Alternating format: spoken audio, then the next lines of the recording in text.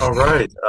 This is Eric Core. I'm here with Dave Davies, interviewing for Punk Globe today, and really big thrill to have you here. I mean, like I'm sure everybody says this, but I grew up on the Kinks, and without your guitar playing and the music you all wrote, I mean, I don't know what music would be today. So first off, thank you.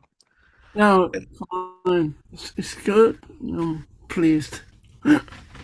So yeah, it's really made a huge impact on me. I remember my first Kinks album that I got as a kid was One for the Road, Oh the yeah. live album, and I played that thing from start to finish. Oh, I mean, just over and over and over again, and I absolutely love that. So I'm good. Master Road. Yeah. Good album. that was my kickoff to the Kinks, and I just finished your book, Living on a Thin Line, and I loved it. I love that you named it after that song. Yeah, fantastic. And I really appreciate your conversations in there about like the Kinks legacy, Yeah. um, and the process of like I didn't realize how much you all struggled because to me you were always a huge band. And Yeah.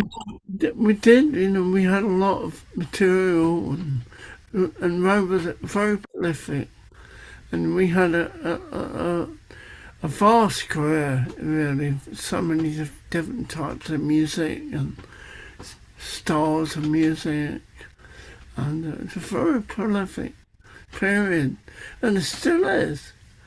And we were lucky to be involved with the material we had, living on thin line.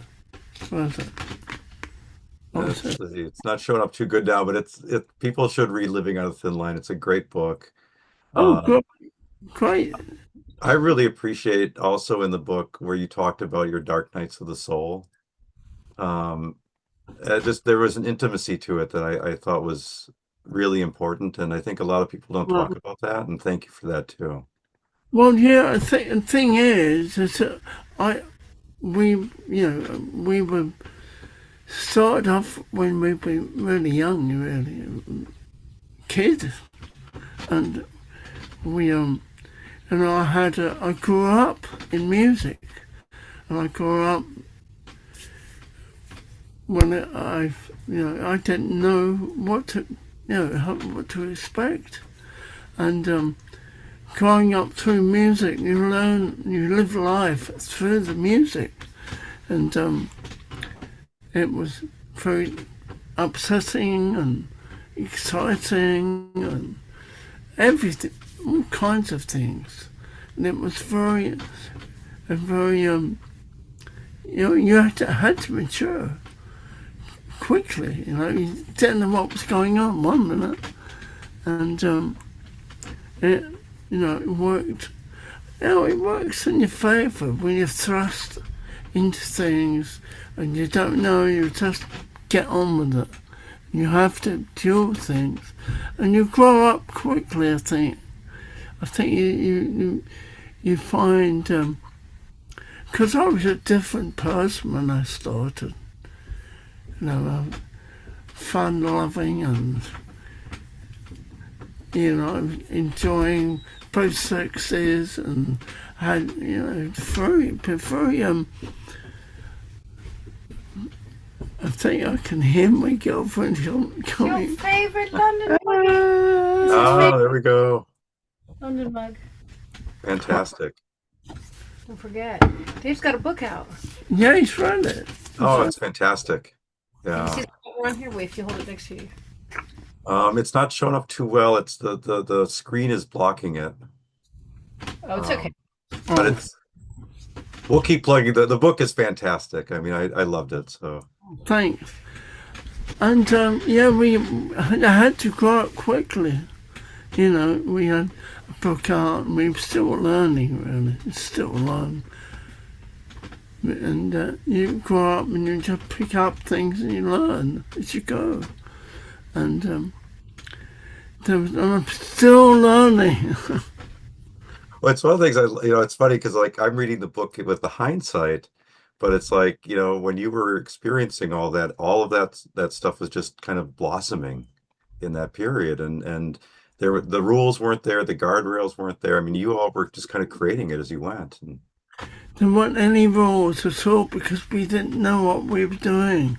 But fortunately, we learned as we went, and we met some good people and some great people. In the beginning, we didn't know what was going on really, but you learn by your mistakes, and it was very music was very different then. It was very cross gender in the beginning because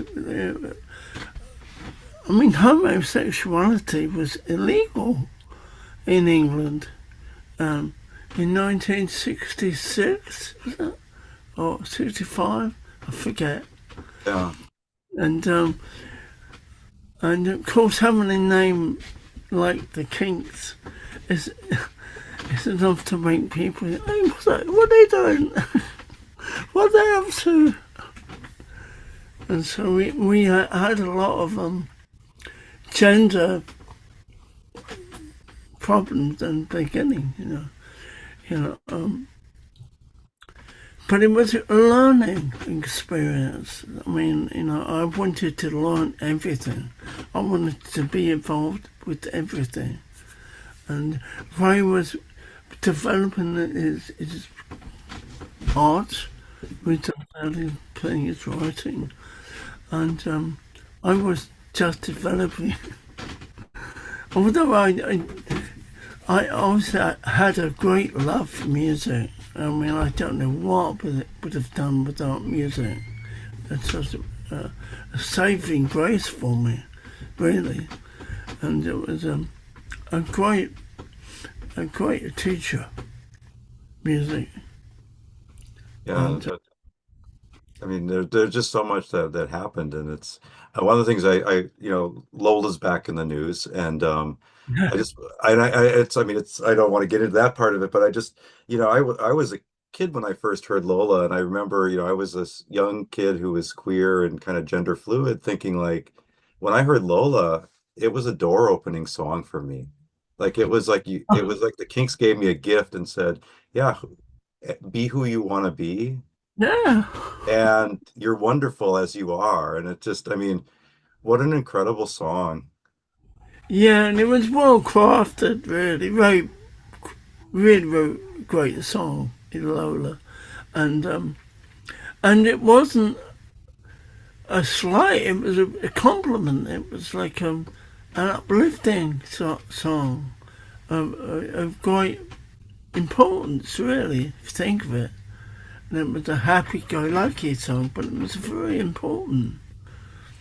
Yeah, when you were hanging out at the time, like I think like Candy Darling, Amanda Lear, Lulu, a lot of those folks were in the scene at that time. Yeah, well, Candy Darling, I think my brother knew her better than me. So she was there, and there were a lot of. And we crossed paths with so many people, and Lulu was a great influence. She was great fun, and she still is great fun. And I remember her being very funny and laughing and joking and full of life. And we were young and we wanted to enjoy life.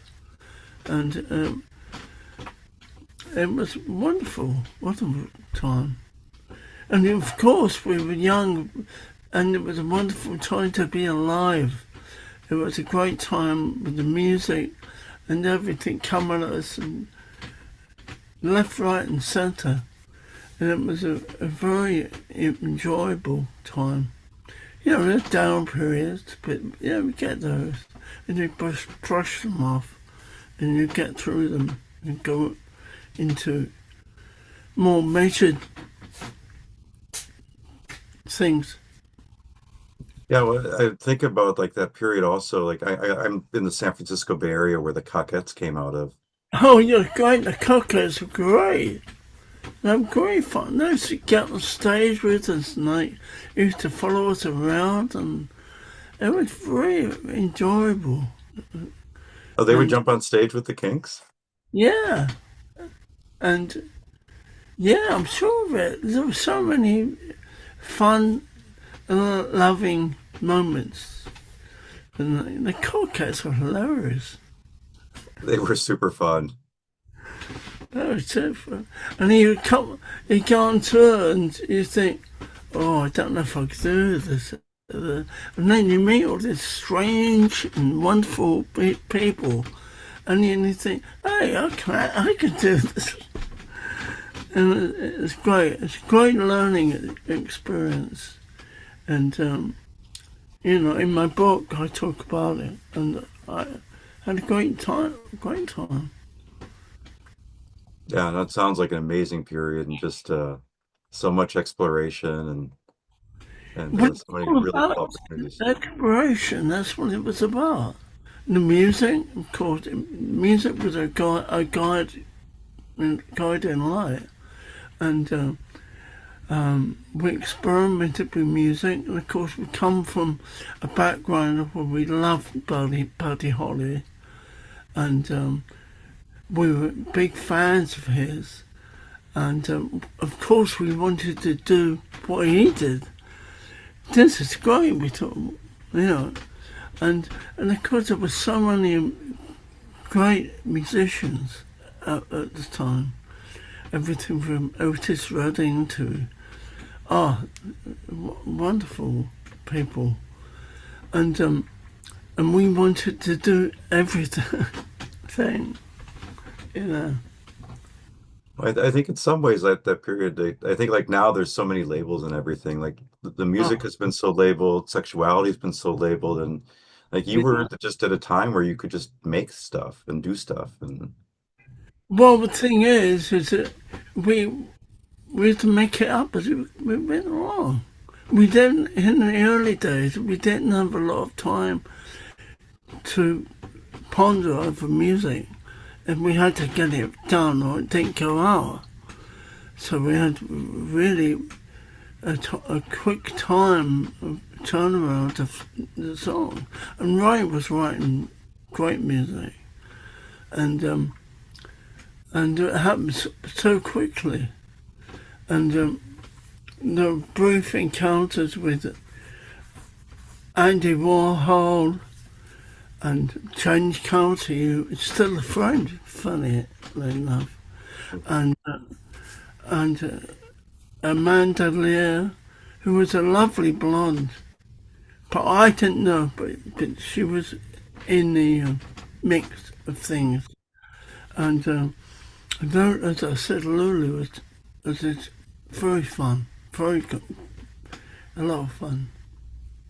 and you were really close with Brian Jones for a while in that period too, weren't you? Me and Brian were very close, and he liked the fashion I liked, and we used to compare fashion designs and and, and I loved him. I thought it was incredible, and and we used to hang out a lot, but we used to hang out for the fashion and compliment each other on our fashion, and we weren't intense about what you were, what you got, what guitar you got. Yeah, we were just having a great time, and not really, and it was a very exciting time. Really, there were lots of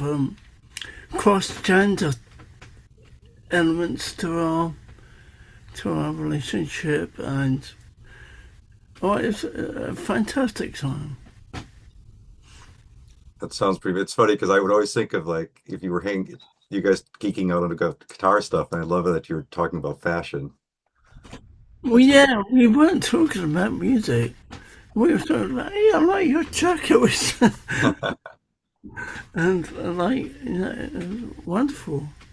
And me and Brian had a thing. We got on great together. We loved each other very much, and And I didn't really know the rest of the Rolling Stones at all, really. And but Brian seemed to know a lot of the people that I knew, and we would hang out a lot. Yeah, that's cool. Now, did you hung out with Linda Ronstadt for a while? Yeah, but later years, I kind of fancied her a bit, and I liked her. She was great fun, and and then we used to hang out with her a bit, and like, oh, there's so many people. There's so many people that we we met and loved and hated. No, it was very interesting time all around. Did you and her ever consider doing music together, or? Well, we did, but it never happened. You know, she was very talented. Yeah. Um, these things happen and they disappear and then they go on and do something else. It was very much like that. So now, um, we when you got on here, you were talking about the art that behind you Hello? a little bit. Sorry, hang on. Oh yeah. Hello? Hello? Oh, it's alright. I'm sorry. You mentioned you got some art shows coming up. We have some art shows coming up in with Ray and I have got some arts that we had from when we were young, like when we were teenagers, that we're putting on display in London. That we're hoping to have a good, um, a good time with, and I'm looking forward to it. Nice. Um, in the book you talk about relearning guitar after your stroke. I'm just curious, like, Oh did that wow! lead you to a different style of playing, or did you find that you kind of just naturally fell into your old patterns? You know what happened was I had a stroke, and it was very debilitating, and I had to really kind of learn it. I didn't think I would ever learn again, but you do. Because the muscle memory you have, like you get slowly get back in. Oh, it's a laborious, painful thing, but I cheated a bit, and then you do. You want to get back as you were, but yeah, and I got back and I started doing shows and again, and it was, but it's a laborious task. I think if my limbs, if it had been my other arm, for instance, I wouldn't have been able to do it. But luckily, it was, I could still move my fingers good, well, and I got back into it. I'm glad you're able to do it. I know that you spent a lot of time studying metaphysics. Yeah, yeah, I did. But I bit out before I had a stroke. I was very into metaphysics because I went through that phase of when you think, well, I've come this far. Where is there? Where else is there Hmm. to go and to think about my mind? And I started to get into all kinds of metaphysics. I got into God, everything that there was out there. I was studying, and and that it helped with music. It helped my determination to learn, and which was dying for dying. I was I was very hungry for information and it was great. Metaphysics, yeah. I mean, you come to a point when you have to study metaphysics. It's there. You've got to do it. It's there, and you have to learn about it. And yeah. I was really moved when you talked about kind of like in the early part of the book when you were talking about coming out of your stroke and some of the psychic things that we're experiencing and around your family stuff. And then as you moved into metaphysics as you got older, I found that really fascinating. So I actually found your astrology chart online, which was kind of interesting. I'm sorry. Could you say that again? Oh yeah, I actually found your astrology chart online, which was kind of cool to see. Yeah. I mean, I'm very into astrology. I can't even say astrology, and I've I'm very interested in the birth sign and what happens and why it happens, and yeah, and it filled my life with a bit of meaning. I think that was what I was looking for, was depth of meaning, and yeah, astrology. I can't even say the bloody word, but it Oh, was an insightful time really. And in the meantime, I was still working away and playing away because music was really the foremost thing that was on my mind. And God knows what I would have done with that. Oh, wow. Music's everything. It's yeah. like, it's like, it's what you breathe. It's the air you breathe. It's the sound of it's everything in your life in music. And the older you get, the more you realise how important music is. And and I did, I enjoyed it very much.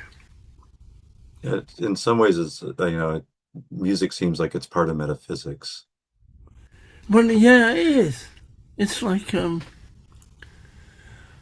and I don't see how you can have life without it, really. And I, how I shouldn't say this, but how you can learn anything without it. Because I didn't have very profound teaching as a young man. I got in trouble at school. I was thrown out of school, and but he helped me. I started to learn more once I was thrown out of school.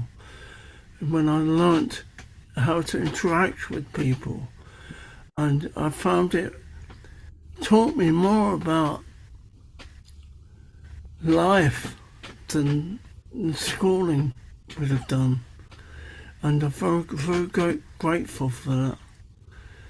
Because I mean, we all want to have a decent education, but is it really helping us?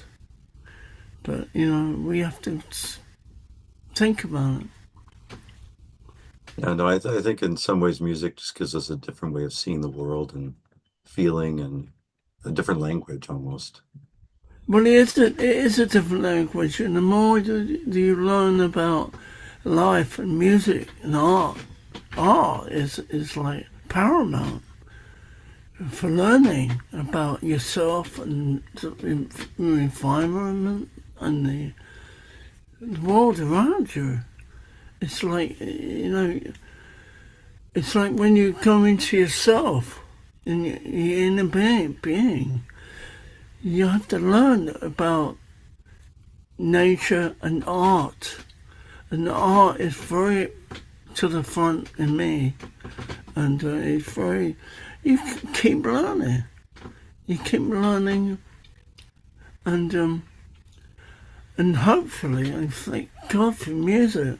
If you can turn to music and use that as a catalyst for everything else, you can live your life very well, I think. And it's wonderful. I'm very lucky. Although I've had two strokes, Oh, strokes, and they've been very. It's, I always felt that I knew something else would happen. No, it wasn't all gloom and doom. Although it's hard, music is very hard, and but I was lucky. I was, you know, whew. And you learn more by experiencing life. It's not just learning from a book. You can't learn everything from a book. It can show you a way, but you have to touch life and work with life. It's the only way to learn is to be involved with it. And you can't teach metaphysics to people. They have to want to learn it, and they learn it themselves. You know, and by the way they interact with people. Oh, it's going on a bit. Anyway, that's all right. No, I appreciate it because it's a topic I'm really fascinated by too. What's got you excited these days, like music, art wise? I mean, is there something that's really like grabbing your heart and something you're really feeling? well, yeah, I find that I was because I wasn't a good student, and I left school at a young age. I fell into things. Of course, we had the Kinks. That was right at the beginning of our career, and I, I was lucky that I fell into metaphysics, and I didn't know anything at the beginning. You really got me. You really got me, and that was a great liberating time for me. So I didn't know what I was doing. But I learned these two chords at the front, and it catapulted me into a future that I didn't know I had, that I might not have had. So it's, it's all learning. You learn. Yeah. I love how your early guitar sound was what you cut into a speaker, was it or Yeah, I had a, um, a speaker that I cut into ribbons. I what cut, inspired you to do that? I mean, it's such a creative thing to do, and it's don't know. I mean, you changed music by doing that. That was But it could have gone weird. It could have gone, what's that? But I only knew a certain amount of chords, and so it was obvious to learn bar chords. yeah. It's only three fingers, and that's how I learned the chords to just three fingers, and it was inspiring. It was we were lucky, but And Ray wrote this great song. You really got me. Oh, it's You fantastic. don't know what I'm doing. Yeah, yeah, you really got me going. It's the song and the music that paved the way for everything else. And It's a once we song. write the music, we can experiment with it and change things and redo things, and it's that's when the experiment began. Once we changed what we were doing, yeah. So Well, yeah, it's funny. I actually heard a review of somebody opening a concert recently with "You Really Got Me." and who? Sorry. Bob Mould from Husker Du. Uh, Ah, Yeah, apparently there was a concert review I was reading about him, and they said he mostly plays all his own songs, but he actually started the concert out with your song, which I thought was really cool. Mm, that's great. That's really good.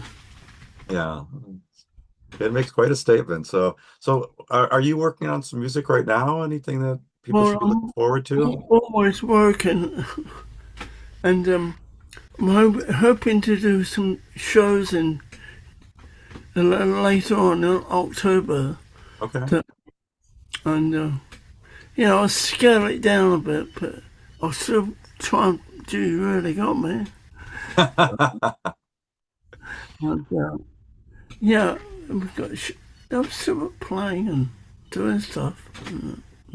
Yeah, Nice. And we'll hear Living on a Thin Line if you play too, right? yeah, I'll do that. I'll try.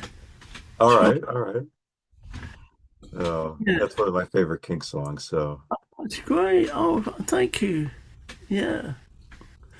yeah, so well, this has been really great talking to you. I really appreciate you taking the time and That's um, okay. I hope it's what you want, and that's great. yeah, well, thank you so much. And next time you're playing in the area, I hope to get a chance to see you live because that would be pretty special to see you doing the songs in person. Oh, yes. Yeah.